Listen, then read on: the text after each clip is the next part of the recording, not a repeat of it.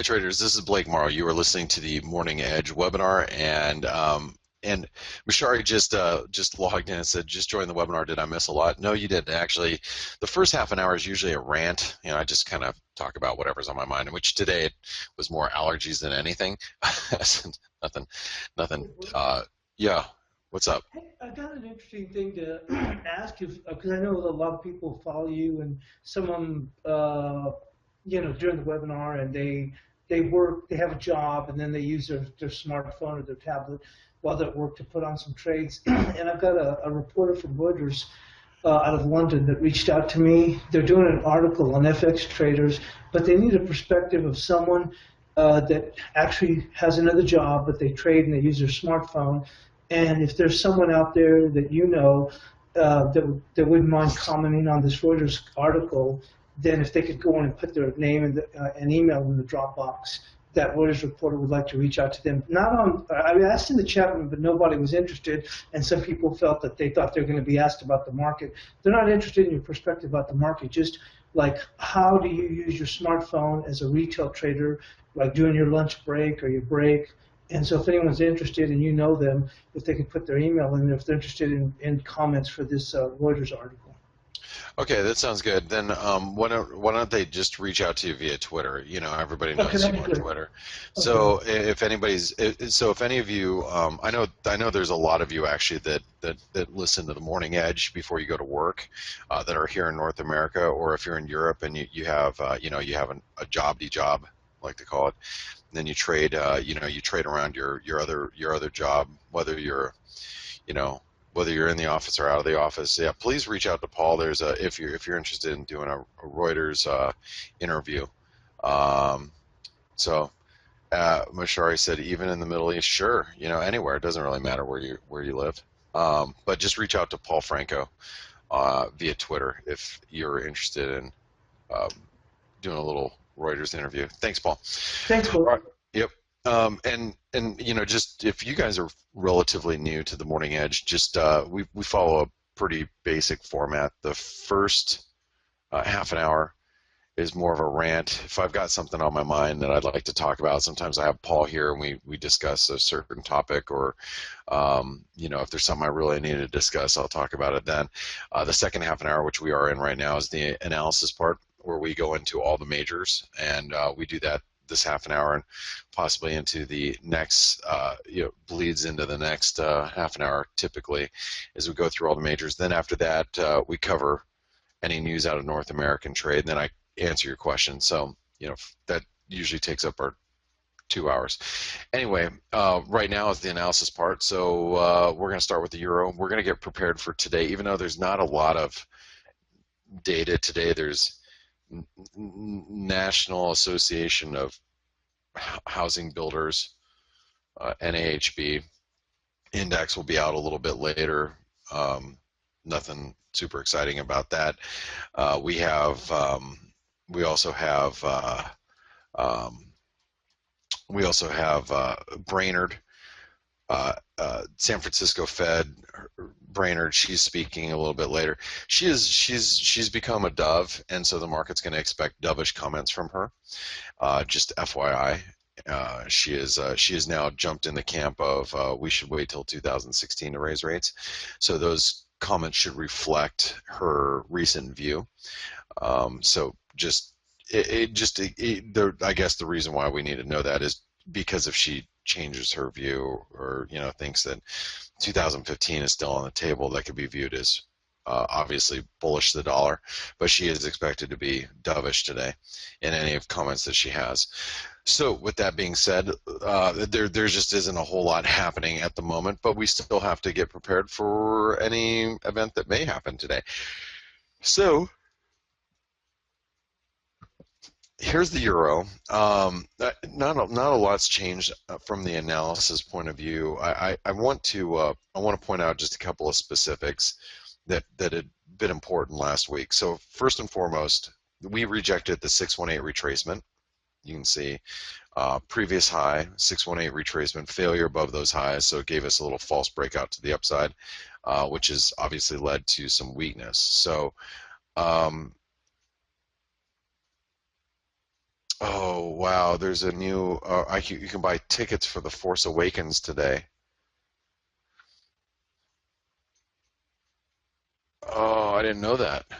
See, I should actually know that. And of course, because I'm late, there's no way I'm gonna get good tickets. That stinks. All right. Anyway, that stinks. All right. So what I'm looking at here is the potential of a head and shoulder pattern. Like I said earlier, don't get too terribly excited about it.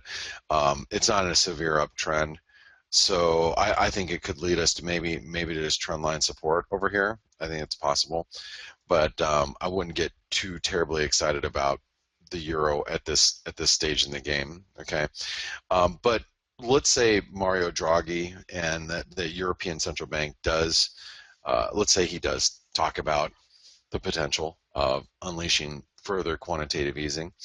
Is it possible that the euro dollar, and we've had this drawn out, this trend line drawn out for quite a while now, is it possible that we break down towards this 110.80? It is. I mean, later on this week, if the ECB, if Draghi says, hey, we're looking past September 2016, and we're looking to change the way that the ECB does quantitative easing, and it should take us out further than that. The euro could indeed come under pressure. I think it's a little early, and I don't think the ECB is going to be mentioning that this meeting. But like I said, expectations are starting to mount that way, so perhaps he does. Right now, though, we're going to have to be, for today, we have to be really aware of this trend line that we're coming into. So if you go to the trend low here, which would be right here, to the high, the 618 retracement comes in at 112.55. Okay, that also will coincide with this upsloping trend line that you see here. So that 618 will be really important support today. So 112.55 going to be really key support on the way down. All right. Now resistance, I think you can, if you want to be a seller of the euro dollar on rallies, see, I don't know if this is the low right here. I don't know if this is like an important low. I think it's a little early. I think any move back up to 114 is probably going to find some sellers at this stage in the game. So, you can see a lot of spike highs up here. That will coincide with that right shoulder if we are building this head and shoulder pattern. So any move back up to 114 should be, resistance. It won't be great resistance, but I think it'll be resistance. I think if we get anywhere close to 114, you're going to see it stall. All right. We're in overall a big range environment with the euro. All right, let's go into the cable. And by the way, if you're newer to the Morning Edge and you're not aware, we go through this analysis process every single morning. Same charts, same analysis, nothing changes. And been doing it for going on 14 years now. All right, so here's the cable. Now you can see this downsloping trend line, still significant. It was significant the other day, okay? Still significant now, which means that this resistance right here is very, very important. You want to see the cable squeeze higher. I'm telling you right now, if the cable breaks above 155.10, it's going to squeeze the socks off this thing. I mean, it will. 155.10. We break above that, and I wouldn't want to be short the cable. We may be in a big range, like big range overall, but still, we break through this highs, we'll probably squeeze up to 156 in fairly short order. All right. Now, support. I mean, we do have 154.10, which will be right here. Further support comes in at 153.80, and I think this is going to be more significant because, think about the cable, and you guys know how the cable trades. We come down here, we break through support. it's going to trip all these stops and then bounce right there. That's just the way the cable does it. It just, trips all the stops below support, crushes people, and then just whips right back up. So rather than writing down 154.10, 153.80 I think is going to be more important support today. Okay.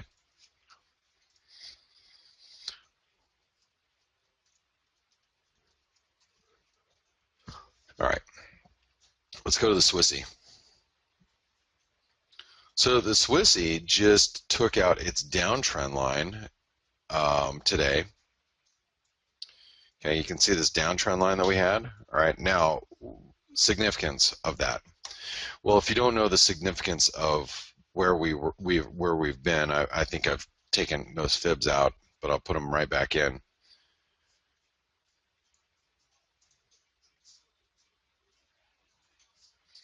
We came down to the 618 retracement last week, as you guys know, that 94.80 level, and we held.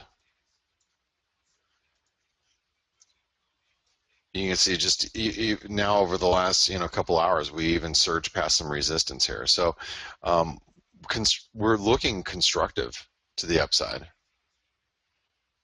Okay, as long as 94.80 holds, the Swissy, has the potential of rallying back here a little bit. Now, how far can we go here? Like, I don't know if I'd be too terribly excited about it. I mean, I'm long, just so you all know. This is where I keep my dollar longs. So it's more of a Swiss short for me, but I still I'm long this pair. Let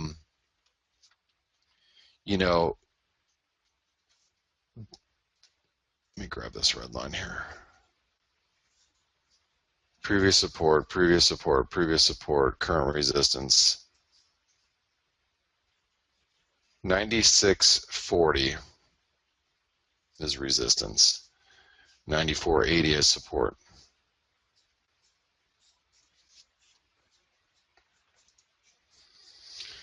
$96.40.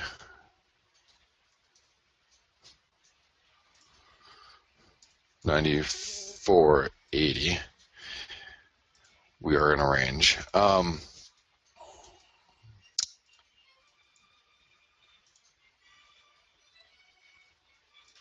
High to low. 38% retracement comes in at 96.20.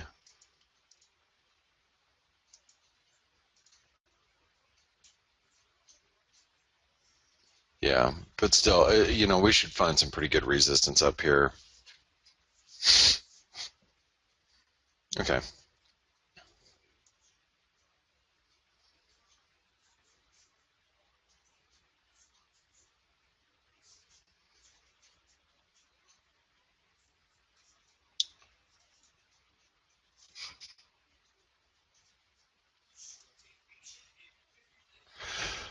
Let's see.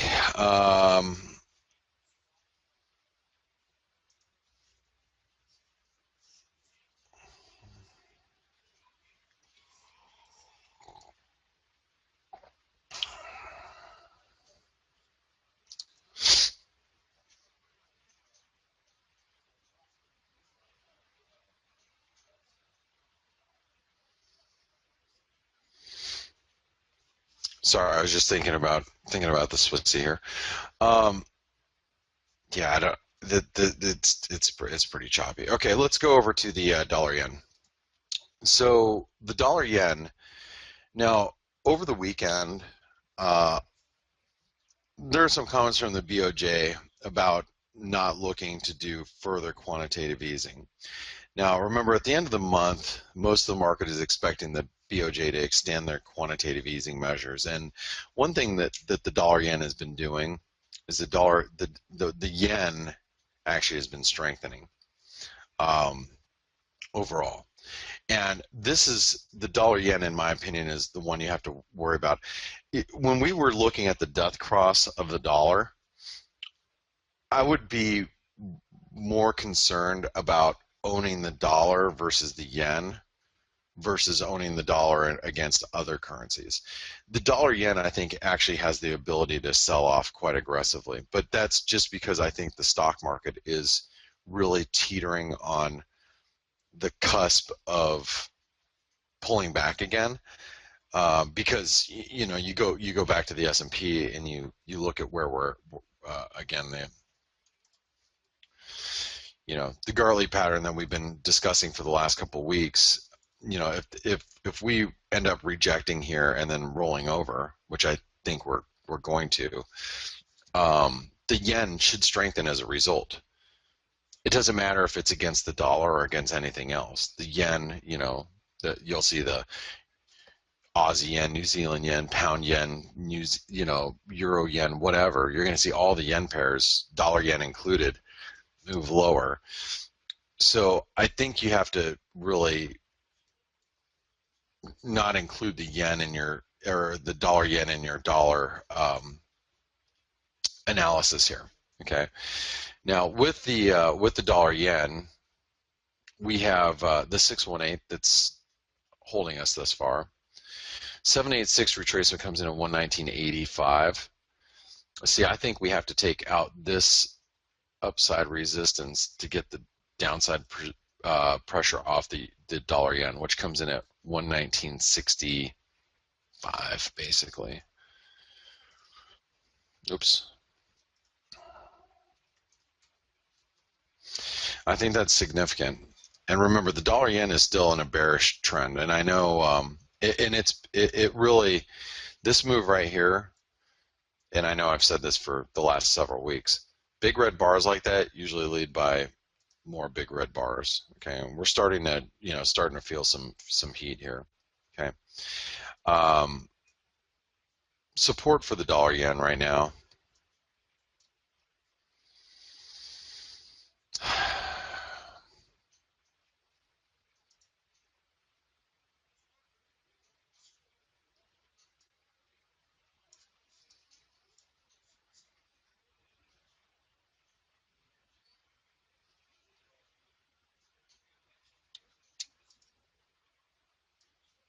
And 118.90 is supporting pretty well, but it's very minor support.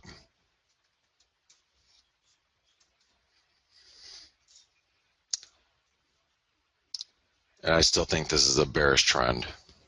Okay. Let's go over to the dollar Canadian. So, like I said earlier, the Canadian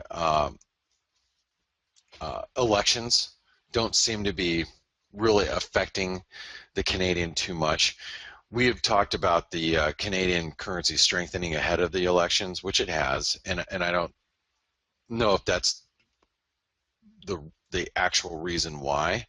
Okay, but I myself, I'm short the Canadian yen, which I've been short for the last week actually. I'm sitting the Canadian yen, and I bought a little dollar Canadian on Friday. And the reason why I bought a little dollar Canadian on Friday is because of this big, huge support. And I mentioned to you guys on Friday, and I'm down 11 pips in it. I'm still sitting in it. As long as we're above this yellow dotted trend line that you see here, I plan on being on the short side of the Canadian currency. Now, if you don't remember our conversation from Friday and why I was buying, and I bought it, scalped it, made some good money, and then I'm establishing a very small position right now on being long the dollar Canadian. But the reasons why is there's the weekly or monthly breakout point, also horizontal support from right there, also a 38% retracement right there, trend line support right there, 127% extension right there, all at the same spot. Major confluence of support here. So as long as we stay above the highs from late last week, which have been Thursday or Friday, excuse me, I'm sorry, stay above those lows, I don't mind being on the long side. Now, that low is major support. 112 or 128.31. And remember, this high right here is 128.32. So 128.30 for today is major support. And while we're above that level, you got to be very careful being on the short side of like the dollar Canadian, because that's major, major support. And as I mentioned to you guys last week, and I'm going to be very adamant about this. If we break 128.30, I'm probably going to buy the Canadian across the board. Maybe not against the yen, but I'll probably short the euro Canadian, short the pound Canadian, short the Aussie Canadian, yada, yada, yada. You know, if we break below 128.30, that is my trigger to, you know, short the dollar Canadian. It'll be triggered to buy the Canadian currency, but not yet. And while we're above that 128.30, the risk reward, the good risk management trade is to be long the Canadian pairs or short the Canadian currency. That's where the good risk reward is right now. Okay. All right. Now resistance.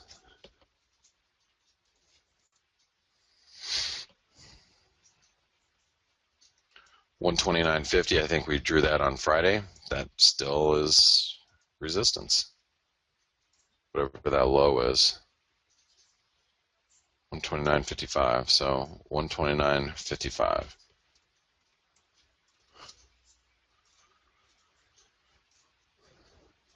All right. Let's see. Let's squeeze out the Kiwi really quick. Here's the Kiwi dollar. I did, by the way, just so you guys know, I did short a little bit of Kiwi dollar on Friday as well. Now,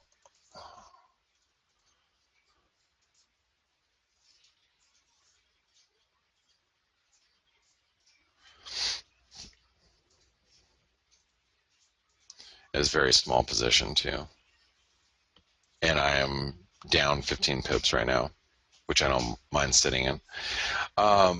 Here's the Kiwi. Now, I want you guys to be aware that, and we had this talk about the New Zealand and the Aussie and these commodity currencies on Friday, but I want to reiterate. I think this is a short squeeze in a severe downtrend.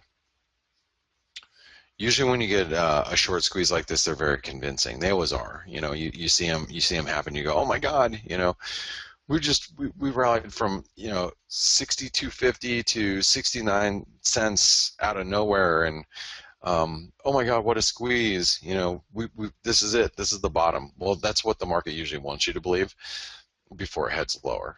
You know, it happens every time. In the Aussie dollar, did the same. Kiwi dollar, you know, oh my God, this is the bottom. We're holding all the support. We're going higher, and then the bottom falls out. I still think the commodity complex is very weak. And I've been looking at this move here in the Kiwi as a nice opportunity to get on the short side. Okay, so as long as we stay below like 69 cents, I don't mind being short the Kiwi up at current levels. All right, as long as we're below the 69-cent level. Now, some of your brokers have marked the lows like somewhere around here. Okay, so we could get higher than, you know, 69 cents, maybe up to 69, maybe up to towards 70 cents.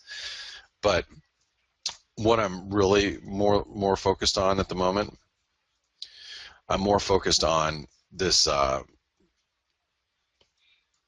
this current move that we've had. Okay, that resistance sticking, which is 69 cents. Fib support right now, the 38% retracement's holding. Now, if we break through those lows, that's going to be very bearish for the Kiwi.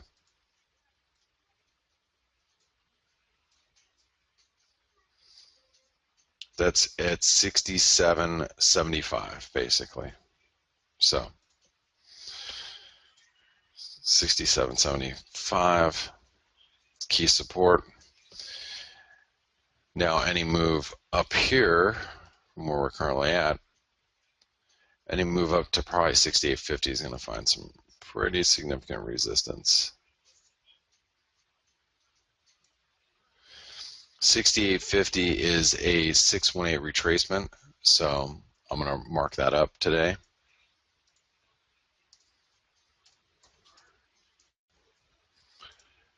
And we're in a big range at the moment. Okay, when I come back, we're going to do the Aussie dollar and the dollar index, peso. We'll look at the Nordic currencies. So don't go anywhere. I'll be back in a few moments. Thanks everybody for being here. Happy Monday to you. Hi traders, this is Blake Morrow. You were listening to the Morning Edge webinar. So we're going to continue on with the Aussie dollar. Futures are coming down a little bit. You know, I want to say something for those of you that trade equities. You know, Ferrari is pricing their IPO right now. I don't make a lot of comments on individual stocks. A lot, okay? But in my opinion, Ferrari could be one of the bigger shorts in the market if what happens. I'm quizzing you guys right now. If what happens, what would have to happen in the market to make Ferrari one of the biggest shorts? What do you guys think? Patrick G says, "Let me buy this. Let me just buy the car. Skip the stock. Laugh out loud."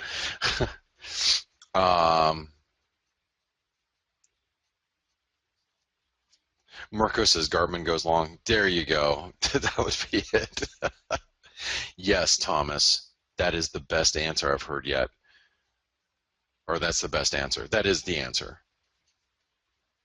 A couple of you guys were saying like emission scandal, you know, VW goes up, alternative energy. No, that's not the answer I was looking for. There's one answer I'm looking for. What would make Rick, that is correct. Good answer, Rick. Again, I don't make a lot of comments on individual stocks. I mean, you know, during the Lunch Money webinar, I'll talk about this too during the Lunch Money webinar. But my answer is if rates go up. If rates go up, if Fed actually does lift off this next year, Ferrari's IPO, that stock's a perfect short. See, I believe, and I'll say this again, and some of you have probably heard this. I believe that the Fed raising rates will create a recession. Not necessarily in the global economy, because that's to be seen. But I think a rate rise would cause a recession in the top 1%. I think asset prices will see a recession. I think anybody in the upper echelon of the income classes will see a recession, and stocks that are sensitive to that class of people. Okay, so if the Fed does actually lift off, which it's still questionable. I'd like to believe the Fed's actually going to raise rates. I don't necessarily think that raising rates will cause a recession for the broad economy. I think it will cause a recession for the ultra wealthy and stocks that are sensitive to them. So if the Fed raises rates, I think stocks like Ferrari will be a great short. Restoration Hardware Yeah, there's not going to be a lot of people out there shopping for $10,000 couches. The the uh, Neiman Marcus, type of companies. Those are the ones that are going to suffer. All right, it's just just something to think about moving forward. Okay, sorry, I'm stretching. It is 5 o'clock in the morning here. By the way, for those of you that don't know where I live, oh, I'm really excited for November 1st. Yes, the time change. By the way, next week, Europe time change next week, right? Okay, let's do the Aussie. So here we are with the Aussie. Aussie had a little bit of a rally due to the Chinese GDP numbers that came in a little better than expected. We are trying to develop a flag pattern. Okay, very early stages. So if this flag pattern is to be in play, I'd look for a move down to the 50% retracement. If we break through 7150 over the course of the next couple of days, then that flag pattern will be negated if there is one. I got asked about it the other day, and I said, man, it could be. I think probably a more likely scenario would be maybe like a triangle, something like this.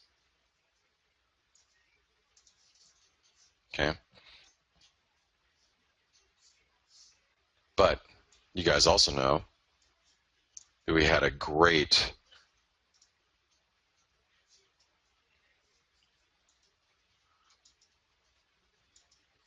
Garley pattern from the other day.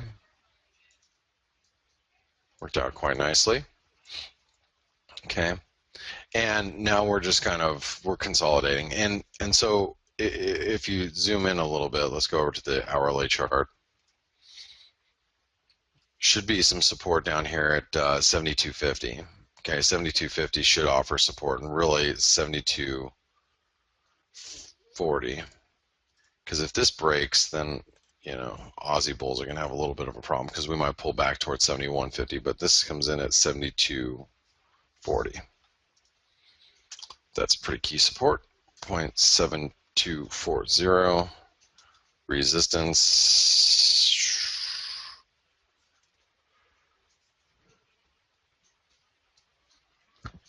Any move up to 7330 is going to probably find some sellers. We are in a range. Whoops. Dang it. Range. There we go. All right. Let's go to the dollar index.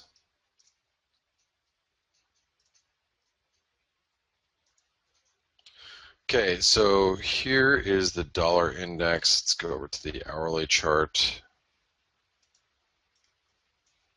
Actually, let's go over to the daily just so you guys can see. And then, you can go out to the weekly chart. I still think that, for people that are trying to be very bearish, the dollar index,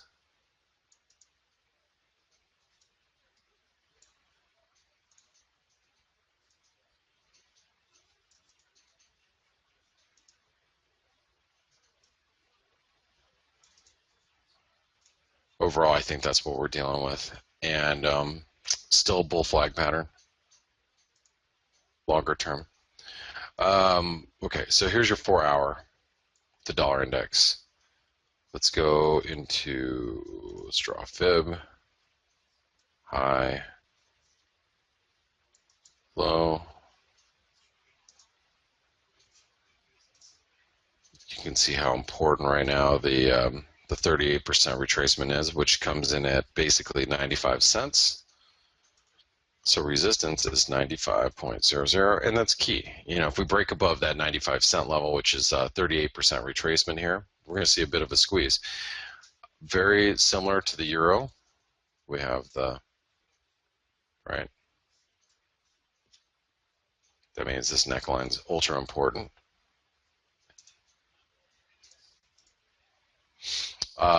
Support.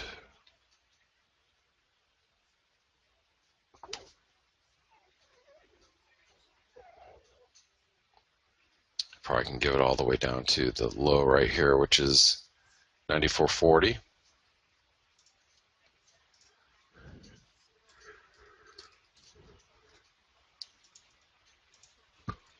Overall, in a range. Okay, let's go over to the peso.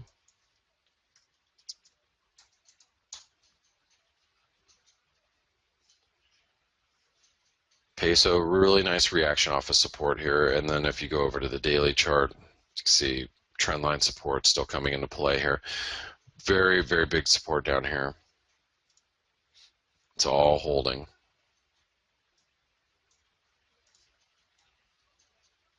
For those of you that can trade the peso, probably not a bad place to be on the long side. Also keep in mind, the dollar Mexican peso goes up when risk aversion starts to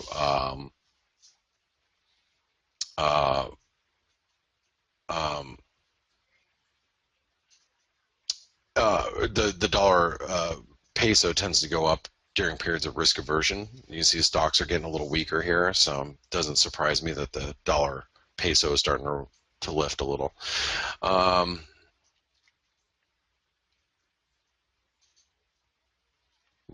Really, for those of you that want to get long, I'm gonna do this.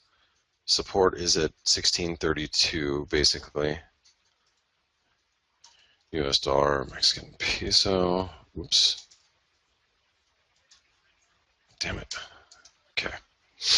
Support is 16.32. And resistance 1669.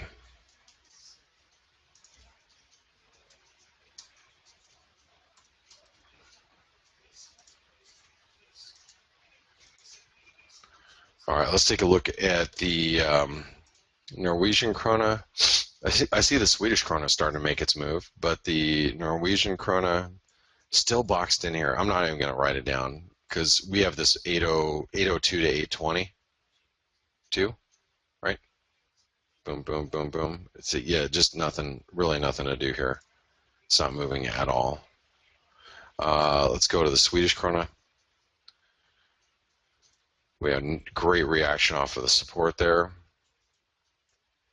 Starting to firm up quite nicely. For those of you that traded it last week, like I said last week, it was a great long down there. If you got long, then you got resistance coming in at 833.